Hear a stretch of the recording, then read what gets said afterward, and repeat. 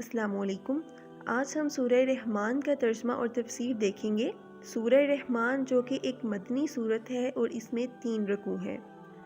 اس سورت کی اہمیت کا اندازہ ہمیں ایک حدیث سے ہوتا ہے، جیسا کہ نبی کریم صلی اللہ علیہ وآلہ وسلم نے سورہ رحمان کے متعلق فرمایا، جس کا ترجمہ کچھ یوں ہے کہ بے شک ہر چیز کے لیے ایک زینت اور خوبصورتی ہوتی ہے جو اپنی خوبصورتی سے دلہن نظر آتی ہے، اور قرآن مجید کی عروس یعنی کہ قرآن مجید کی دلہن سورہ رحمان ہے۔ اب اس سے ہمیں اندازہ ہوتا ہے کہ اس سورت کی کیا امپورٹنس ہے۔ سورہ رحمان جو ہے وہ پورے قرآن مجید کی زینت ہے، پورے قرآن مجید کی دلہن ہے۔ اب دیکھتے ہیں کہ اللہ تعالیٰ نے اس سورت کا نام سورہ رحمان رکھا ہے۔ کس بیسس پر اس سورت کا نام سورہ رحمان رکھا گیا ہے؟ اس سورت کا آغاز دیکھیں الرحمن سے ہو رہا ہے، یعنی کہ بہت مہربان، اور اس سورت کے شروع سے لے کر اختتام تک اللہ تعالیٰ کی صفات اور رحمت کو بیان کیا گیا ہے۔ اسی چیز کو مد نظر رکھتے ہوئے اس سورت کا نام سورہ رحمان ہے۔ اور اسی طرح ایک روایت میں یہ بھی آتا ہے کہ حضور صلی اللہ علیہ وآلہ وسلم جب کافروں کے سامنے رحمان کا نام لیتے تو وہ کہتے کہ ہم نہیں جانتے کہ رحمان کون ہے۔ تو اس کافروں کی اس بات کے جواب میں اللہ تعالیٰ نے اس سورت کو نازل فرمایا۔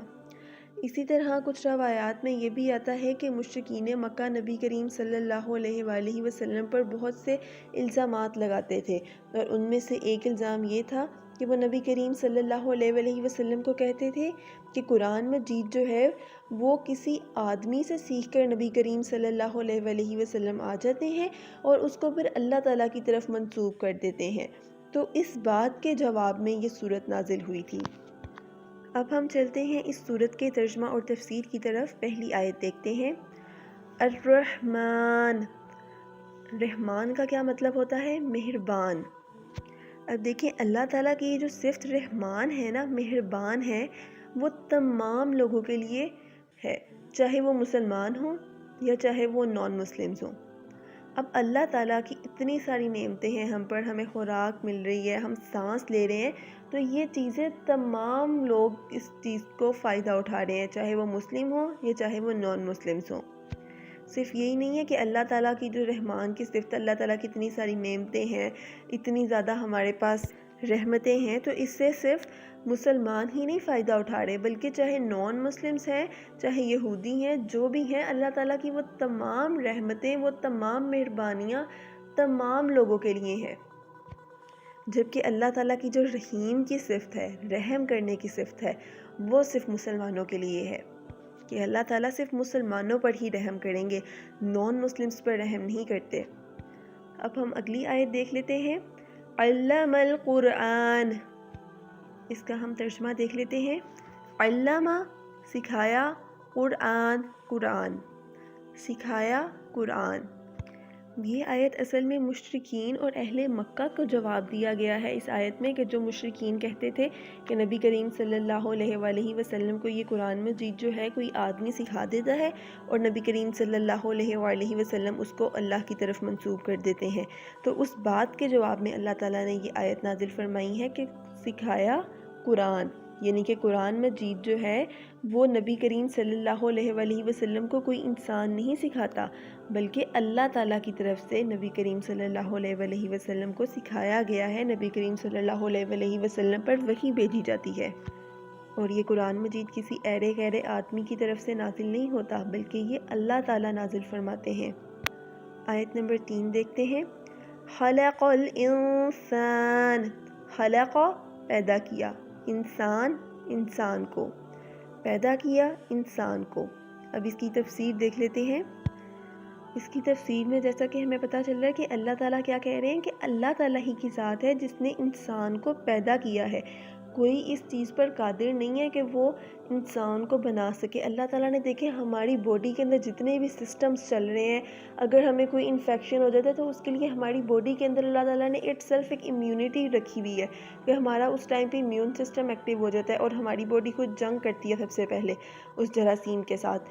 تو ہمارا دل دھڑک رہا ہے، ہم سانسیں لے رہے ہیں، اس کے علاوہ ہم یورین جب کرتے ہیں تو بہت سے لوگ آپ دیکھیں گے کہ اس نعمت سے کچھ لوگ محروم ہوتے ہیں، ان کو ڈائلیسس کروانا پڑتا ہے روز. اور یہ کتنی بڑی اللہ تعالیٰ کی ہم پر نعمت ہے کہ ہمیں اللہ تعالیٰ نے باڈی سے ایکسکریشن کا سسٹم جو ہے رکھا ہوا ہے. ان لوگوں سے پوچھیں جن کو ڈائلیسس کروانا پڑتا ہے اور وہ ڈیلی اس اذیت سے گزرتے ہیں. تو اللہ تعالیٰ ہی کی ذات ہے جس نے انسان کو پیدا کیا ہے اور اس کی ہر چیز کو ایک بیسٹ طریقے سے بنایا ہے. اگر ہم آج کل دیکھیں انسان جتنی مرضی ترقی کر لے، لیکن اللہ تعالیٰ کے بنائی ہوئی چیزوں کا وہ کبھی بھی مقابلہ نہیں کر سکتا.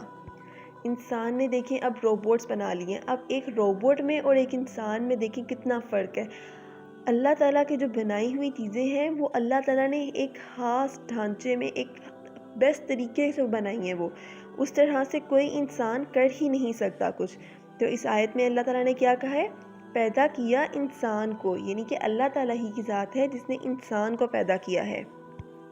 چوتھی آیت دیکھتے ہیں.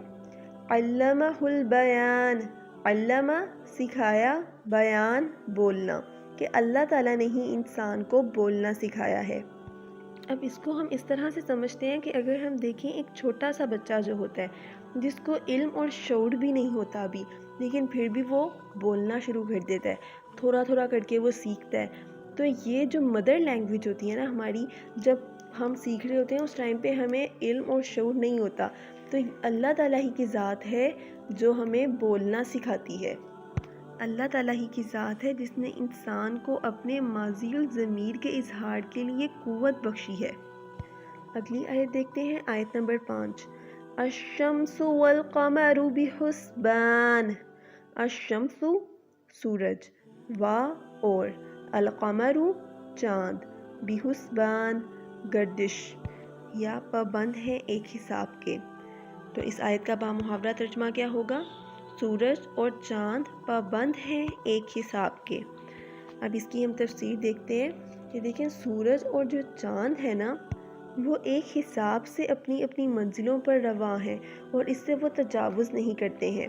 دیکھیں جو سورج ہے وہ سال بھر میں 12 برجوں میں سے گزرتا ہے اور چاند ایک ماہ میں 12 برجوں سے گزرتا ہے.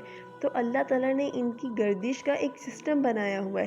یہ جو دن رات کا آنا جانا ہے، سورج کا نکلنا، غروب ہونا، چاند کا نکلنا، تو یہ اللہ تعالیٰ نے ان کا ایک وقت مقرر کیا ہوا ہے. اللہ تعالیٰ کے بنائے ہوئے نظام کے مطابق یہ چل رہے ہیں. اب ہم اگلی آیت دیکھ لیتے ہیں. اگلی آیت دیکھتے ہیں. والنجم، اور جھاڑیاں، والشجر، اور درخت، یسجدان، سجدہ کرتے ہیں. اس آیت کا بامحاورہ ترجمہ دیکھ لیتے ہیں. اور جھاڑیاں اور درخت اس کو سجدہ کر رہے ہیں. اس کی تفسیر دیکھتے ہیں. دیکھیں یہ جتنی بھی جھاڑیاں ہیں، درخت ہیں، یہ سب اللہ تعالیٰ کے حکم اور فرمان کے سامنے سجدہ ریز ہیں.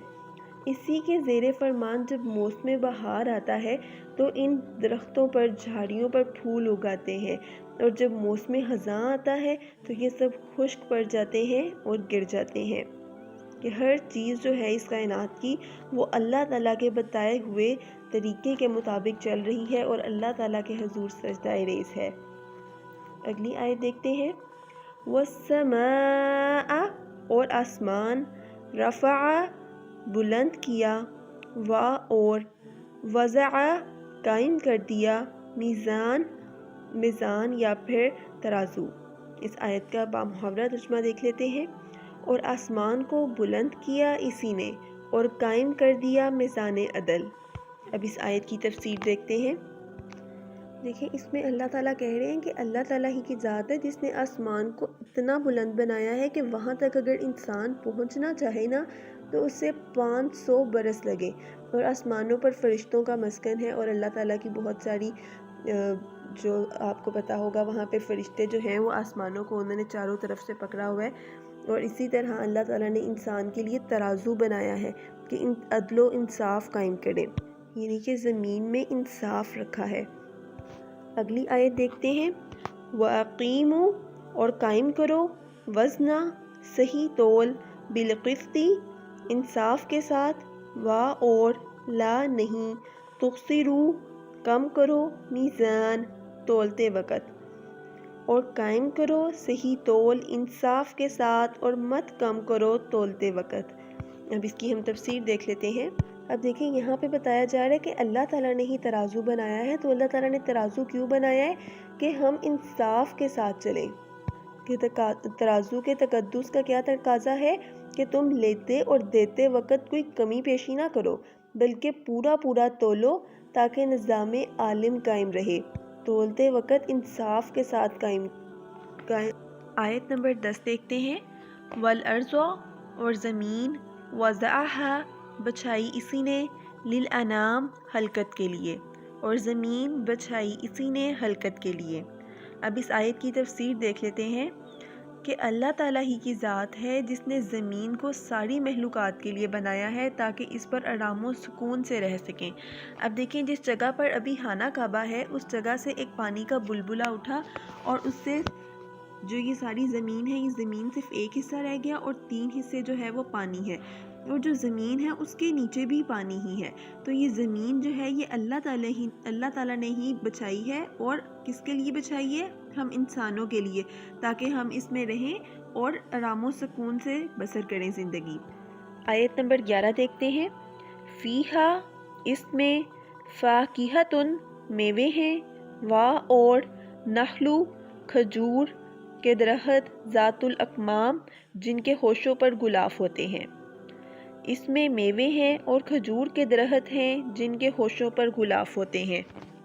اب دیکھیں اللہ تعالیٰ نے اس زمین پر ہمارے لیے طرح طرح کے ذائقہ دار پھل رکھے ہیں اور غلافوں میں لپٹے ہوئے ہیں، اور کھجور کے ہوشے ہیں تاکہ انسان انہیں کھائے۔ کہ کچھ پھل ہم دیکھتے ہیں جن کے اوپر اللہ تعالیٰ نے ہوشہ رکھا ہوتا ہے، چھلکا رکھا ہوتا ہے۔ اگلی آیت دیکھتے ہیں، آیت نمبر 12۔ والحب اور اناج ذوالعصفی بوسے والا، والریحان خوشبودار پھل، اور اناج بھوسے والا اور خوشبودار پھل۔ اب اس کی ہم تفسیر دیکھ لیتے ہیں۔ دیکھیں اس زمین پر اللہ تعالیٰ نے طرح طرح کا غلہ رکھا ہے جس سے بس بھی حاصل ہوتا ہے اور اناج بھی، تاکہ بس سے کاروبار بھی چلے اور جانوروں کے لیے چارہ بھی مہیا ہو، اور اناج آدمی کے کھانے کے کام آئے، اور خوشبودار پھول بھی پیدا کیے ہیں۔ اب دیکھیں جتنا بھی یہ اناج ہوتا ہے، گندم ہے، یہ سب ایک خوشے کے اندر، ایک چھلکے کے اندر اللہ تعالیٰ نے محفوظ رکھے ہیں۔ اگر ہم اس کو اس کے بھس سے نکال دیں، اس چھلکے سے نکال دیں، تو اس پہ کیڑے مکوڑے حملہ آور ہو سکتے ہیں، یعنی کہ وہ زیادہ دیر تک ہمارے پاس پریزرو نہیں رہے گا۔ آپ کو حضرت یوسف علیہ السلام کا واقعہ ہوگا کہ جب ان کے اوپر 7 سال کا قحط آیا تھا تو انہوں نے اس اناج کو محفوظ رکھا تھا اور اس کو اس کے بھس سے نہیں نکالا تھا۔ تو جب ہم اناج کو، گندم کو اس کے بھس میں رہنے دیتے ہیں تو وہ زیادہ دیر تک محفوظ رہتا ہے، اس کے اوپر کیڑے مکوڑے وغیرہ حملہ آور نہیں ہوتے۔ تو ہم پر اللہ تعالیٰ کی یہ بھی ایک بہت بڑی نعمت ہے کہ اللہ تعالیٰ نے اناج بھی ہمارے لیے مہیا کی ہے، اور اس کے اوپر بھس بھی ہے، اور اس بھس کا بھی ہمیں فائدہ حاصل ہو رہا ہے اور اناج کا بھی فائدہ حاصل ہو رہا ہے۔ آیت نمبر 13 دیکھتے ہیں۔ فَبِأَيِّ تو کون سی، اَلَا نعمتوں کو، ربکما اپنے رب کی، تکذبان تم جھٹلاؤ گے، تو کون سی نعمتوں کو اپنے رب کی تم جھٹلاؤ گے۔ اب یہ آیت اس سورت میں 31 مرتبہ آئی ہے، اور اس آیت میں اصل میں اللہ تعالیٰ اپنی نعمتوں کا ذکر کرتے ہوئے فرما رہے ہیں کہ یہ رحمان ہی ہے جس نے آپ کو اتنی ساری نعمتوں سے نوازا ہے، اور رحمان کے علاوہ اللہ تعالیٰ کے سوا کوئی بھی ایسی شخصیت نہیں ہے جو ان تمام نعمتوں کو آپ کو مہیا کر سکے۔ حقیقت یہی ہے کہ ان تمام چیزوں کا خالق اللہ تعالیٰ ہی کی ذات ہے۔ اب اس آیت میں اللہ تعالیٰ انسانوں اور جنوں دونوں کو خطاب کر رہے ہیں کہ اللہ تعالیٰ نے اپنی نعمتوں کو گنوا رہے ہیں اس آیت میں، اور پوچھ رہے ہیں کہ اب آپ اللہ تعالیٰ کی کون کون سی نعمتوں کو جھٹلاؤ گے۔ اس صورت میں اللہ تعالیٰ نے اپنی بہت ساری نعمتوں کا ذکر کیا ہے، اور ان نعمتوں کا ذکر کرنے کے بعد پھر اللہ تعالیٰ کہہ رہے ہیں کہ تم اے انسان اور جن، تم میری کون کون سی نعمتوں کو جھٹلاؤ گے۔ یعنی کہ اللہ تعالیٰ ہمیں غفلت سے جگانا چاہ رہے ہیں اور اپنی نعمتوں کا بتا رہے ہیں کہ میں نے آپ کو اتنی ساری نعمتیں عطا فرمائی ہیں۔ حضرت جابر سے ایک روایت ہے کہ نبی کریم صلی اللہ علیہ وآلہ وسلم نے فرمایا کہ حضور صلی اللہ علیہ وآلہ وسلم جب یہ سورت صحابہ کرام کے سامنے پڑھتے تھے تو صحابہ کرام کو فرماتے کہ تم پر لازم ہے کہ تم اس آیت کو پڑھ کر اس کا جواب دو، اور اس آیت کو سن کر تم خاموش نہ رہو کہ تم سے بہتر تو جن ہیں جو کہ اس آیت کو جب پڑھتے ہیں تو اس آیت کو سنتے ساتھ ہی وہ کہتے ہیں لا بشیء من نعمتک ربنا نکذب فلک الحمد، یعنی کہ اس کا ترجمہ یہ ہے، نہیں اے پروردگار ہم تیری نعمتوں میں سے کسی نعمت کا انکار کر سکتے، بس تیرے لیے ہی ساری تعریف ہے۔ یعنی کہ ہم بھی جب اس آیت کو سورہ رحمان پڑھتے ہوئے سنیں تو ہم بھی اس آیت کو پڑھیں جو کہ جن تلاوت فرماتے تھے جب بھی وہ اس آیت کو سنتے تھے کہ فَبِأَيِّ آلَاءِ رَبِّكُمَا تُكَذِّبَانِ کے بعد ہم کیا کہیں، لا بِشَيْءٍ مِّن نِعَمِكَ رَبَّنَا نُكَذِّبُ فَلَكَ الْحَمْدُ۔ اگلی آیت دیکھتے ہیں، وَخَلَقَ پیدا کیا، انسان کو، ٹھیکرے والی کھنکھناتی مٹی سے۔ محاورہ ترجمہ کیا ہوگا، پیدا کیا اس نے انسان کو ٹھیکرے کی طرح کھنکھناتی مٹی سے۔ اب اس آیت کی تفسیر دیکھ لیتے ہیں۔ یہاں پہ انسان سے مراد حضرت آدم علیہ السلام ہے، جن کو پہلے مٹی سے پتلا بنایا گیا اور پھر اس میں اللہ تعالیٰ نے روح پھونکی اور پھر حضرت آدم علیہ السلام کی بائیں پسلی سے حوا کو پیدا فرمایا اور پھر ان دونوں سے نسل انسانی چلائی۔ اگلی آیت دیکھتے ہیں، وَخَلَقَ اور پیدا کیا، جاننا جنات کو، من مارج شعلے سے، من نار آگ کے، اور پیدا کیا اس نے جنات کو شعلے سے آگ کے۔ یہاں پر اب جن سے مراد ابو الجن ہے۔ اب دیکھیں اس آیت میں جیسا کہ لفظ آیا ہے مارجین، تو اس کا کیا مطلب، فَبِأَيِّ آلَاءِ رَبِّكُمَا تُكَذِّبَانِ، اور تم اپنے رب کی کون کون سی نعمتوں کو جھٹلاؤ گے۔ رب المشرقین، رب ہے مشرقوں کا، اور رب المغربین، رب ہے مغربوں کا۔ رب دونوں مشرقوں اور رب دونوں مغربوں کا۔ اب اس آیت کی تفسیر دیکھ لیتے ہیں۔ ہم پر اللہ تعالیٰ کی یہ ایک بہت بڑی مہربانی ہے کہ اس کا ہم پر یہ فضل اور احسان ہے کہ اس نے گرمی اور سردی میں دو مشرق اور دو مغرب بنائے، کہ سورج سردی کے موسم میں ایک جگہ سے طلوع ہوتا ہے اور گرمی میں دوسری جگہ سے، اسی طرح غروب میں گرمیوں اور سردیوں کے موسموں میں مختلف جگہوں میں ہوتا ہے، اور اسی طلوع و غروب سے دن رات پیدا ہوتے ہیں جو تمہارے کاروبار اور آرام و سکون کا ذریعہ بنتے ہیں، اور گرمیوں اور سردیوں کے موسموں میں پھلوں، کھانے اور رہنے کے بہت سے فائدے ہیں۔ اب ہمارے ذہن میں جیسا کہ آ رہا ہوگا کہ دو مشرقوں اور دو مغربوں کا کیا مطلب ہے۔ اب ہمیں پتہ ہے کہ سورج جو ہے وہ مشرق سے طلوع ہوتا ہے اور مغرب میں غروب ہوتا ہے۔ اب جب سورج آج کے دن لیٹ سپوز مشرق سے طلوع ہو رہا ہے، ٹھیک ہے، تو اب اگلے دن وہ تھوڑا سا سرک کے آگے چلا جائے گا، ٹھیک ہے۔ اب جب وہ بالکل اگلے دن تھوڑا اور آگے چلے جائے گا، اس سے اگلے دن تھوڑا اور آگے چلا جائے گا، تو اس کا ایک جب فائنل لیول آ جائے گا مشرق سے طلوع ہونے کا، تو اسی طرح پھر وہ وہاں سے واپس تھوڑا تھوڑا پیچھے آ کے، تو جہاں پہ پہلے لیول پہ تھا طلوع ہونے کے لیول پہ مشرق کے، تو ادھر آ جائے گا۔ اسی طرح غروب جس لیول پہ ہوتا ہے تو ادھر سے بھی تھوڑا تھوڑا پیچھے وہ سرکتا جائے گا، اور پھر اس طرح سے جیسے ہم کہتے ہیں دن چھوٹے راتیں لمبی، تو اللہ تعالیٰ کا یہ ایک نظام چل رہا ہے۔ ایک سال میں ہمیں پتہ ہے کہ سورج جو ہے وہ اپنا ایک چکر پورا کرتا ہے، جیسے چاند ہم کہتے ہیں نا کہ ایک مہینے کی ایک بار گردش ہوتی ہے چاند کی، تو سورج کی ایک سال میں ایک گردش ہوتی ہے۔ تو یہاں پہ اب دو مشرقوں سے کیا مراد ہے کہ سب سے پہلے سورج اگر گرمیوں میں جس لیول سے طلوع ہو رہا ہے مشرق میں، اس کو ایک مشرق کہہ دیا گیا، اور اس کے بعد سردیوں میں پھر سورج جس لیول سے طلوع ہو رہا ہے اس کو دوسرا مشرق کہہ دیا گیا۔ فَبِأَيِّ آلَاءِ رَبِّكُمَا تُكَذِّبَانِ، اور تم اپنے رب کی کون کون سی نعمتوں کو جھٹلاؤ گے۔ مرج روا کیے اس نے، بحرینی دو دریا، یلتقیان جو آپس میں ملتے ہیں۔ روا کیا اس نے دو دریا جو آپس میں ملتے ہیں۔ اب اس آیت کی تفسیر دیکھ لیتے ہیں۔ دیکھیں اللہ تعالیٰ نے ہی کھارے پانی کا بھی دریا بنایا اور میٹھے پانی کا بھی دریا بنایا۔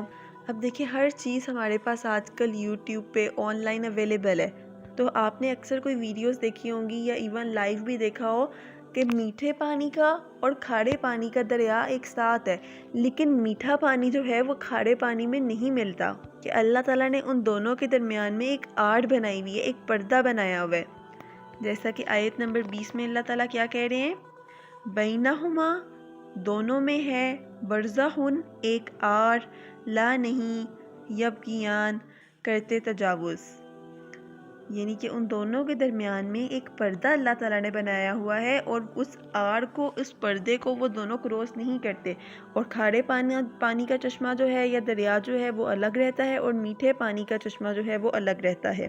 جیسے آپ نے کوئی ویڈیو اگر اس قسم کی دیکھی ہو آن لائن، کہ جس کے اندر اگر ادھر سے اس آڑ میں سے کوئی کشتی بھی گزر جائے، کوئی بحری جہاز بھی گزر جائے، تب بھی وہ آڑ جو ہے، جو پردہ اللہ تعالیٰ نے بنایا ہوا ہے، وہ ختم نہیں ہوتا، وہ ٹوٹتا نہیں ہے، اور میٹھا پانی جو ہے وہ کھارے پانی میں نہیں مکس ہوتا، بلکہ میٹھا پانی الگ رہتا ہے اور کھارا پانی الگ رہتا ہے۔ تو یہ اللہ تعالیٰ کا ہم پہ احسان ہے۔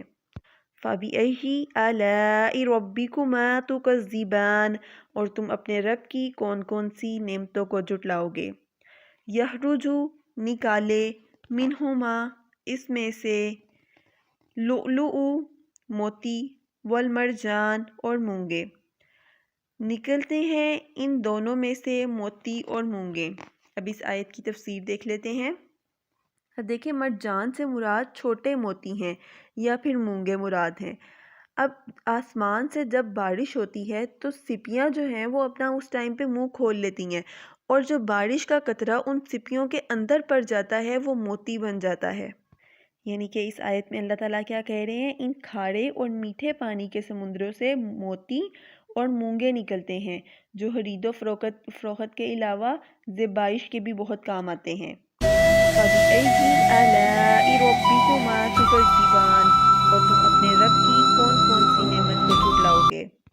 وَلَهُ، اور اسی کے ہیں، جوارُ جہاز، منشآت اونچے کھڑے ہوئے، فی البحر سمندر میں، کالاعلام پہاڑوں کی طرح، اور اسی کے ہیں جہاز بھی جو اونچے کھڑے ہوتے ہیں سمندر میں پہاڑوں کی طرح۔ اب دیکھیں، اگر ہم جو بحری جہاز جو بہت بڑے بڑے ہوتے ہیں، ہم کبھی ان کو دور سے دیکھیں تو ہمیں ایسا لگ رہا ہوتا ہے جیسے سمندر کے اندر کوئی پہاڑ ہو۔ تو یہ بھی اللہ تعالیٰ کی ایک نعمت ہے کہ اس نے سمندر کے اندر اتنے بڑے بڑے بحری جہاز بھی جو ہیں وہ چلائے، اور یہ بحری جہاز ہمارے بہت کام آتے ہیں۔ اگر ہم نے کوئی آمد و رفت کرنی ہو، تجارت کرنی ہو، تو اس سے ہمیں بہت منافع حاصل ہوتا ہے اور بہت ساری سفری سہولیات میسر ہوتی ہیں۔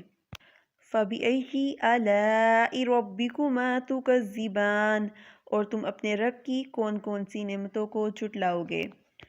کلو، کلو کا مطلب ہوگا جو، من کچھ ہے، علیہا اس پر، فانن اس کو فنا ہونا ہے، اور جو کچھ ہے اس زمین پر اس کو فنا ہونا ہے، یعنی کہ اس زمین میں جو چیز بھی ہے، ہر جاندار اور ہر بے جان چیز، ہر کسی نے فنا ہو جانا ہے، ہر چیز نے ختم ہو جانا ہے۔ وَيَبْقَى، اور باقی رہے گی، وجہ ذات، ربی کا تیرے رب کی، ذوالجلالی جو صاحب جلال ہے، والاکرام اور احسان کرنے والا ہے، اور باقی رہے گی ذات تیرے رب کی جو صاحب جلال اور احسان کرنے والا ہے۔ یعنی کہ جب قیامت قائم ہوگی تو اس دنیا میں جتنی بھی چیزیں ہیں، جاندار چیز ہو چاہے بے جان چیز ہو، ہر چیز نے فنا ہو جانا ہے، ہر چیز نے ختم ہو جانا ہے، اور صرف کیا چیز باقی رہے گی، اللہ تعالیٰ کی ذات باقی رہے گی جو کہ دوسروں کو زندگی بخشنے والی ہے۔ فَبِأَيِّ آلَاءِ رَبِّكُمَا تُكَذِّبَانِ، اور تم اپنے رب کی کون۔ اب ہم آیت نمبر 29 دیکھتے ہیں۔ یسألو، مانگتا ہے اسی سے، من جو کوئی ہے، فی السماوات آسمانوں میں، اور ارضی زمین میں، کل ہر، یومن روز، ہوا وہ، فی میں، شانن کسی کام۔ اس آیت کا بامحاورہ ترجمہ ہوگا، مانگتا ہے اسی سے جو کوئی ہے آسمانوں میں اور زمین میں، ہر روز وہ کسی کام میں ہوتا ہے۔ اب اس کی تفسیر دیکھ لیتے ہیں۔ یعنی کہ اس دنیا میں جتنے بھی لوگ ہیں، جتنے بھی جن اور انسان ہیں، سب اللہ تعالیٰ ہی کے ذات کے محتاج ہیں اور اسی کے در کے سوالی ہیں۔ اب اس آیت میں جیسا کہ آیا ہے، ہر روز وہ کسی کام میں مصروف ہوتا ہے، تو ہر روز کا یہاں پہ مطلب ہے ہر وقت، یعنی ہر وقت اللہ تعالیٰ کسی کام میں مصروف ہوتا ہے، کسی کو بیمار کر رہا ہے، کسی کو شفا یاب کر رہا ہے، تو کسی کو گدا سے شاہ کر رہا ہے، کسی کو شاہ سے گدا، کسی کو بلندیوں پر فائز کر رہا ہے، تو کسی کو پستی میں گرا رہا ہے، کسی کو نیست و نبود کر رہا ہے۔ یعنی کہ شب و روز میں کوئی ایسا لمحہ نہیں ہوتا جو اس کی کارگزاری سے خالی ہو، جیسا کہ آیت الکرسی میں آتا ہے، هو الحی القیوم لا تأخذہ سنۃ ولا نوم، کہ وہ زندہ رہنے والا، قائم رہنے والا ہے اور نہیں آتی اسے اونگ اور نہ ہی نیند۔ فَبِأَيِّ آلَاءِ رَبِّكُمَا تُكَذِّبَانِ، پھر تم اپنے رب کی کون کون سی نعمتوں کو جھٹلاؤ گے۔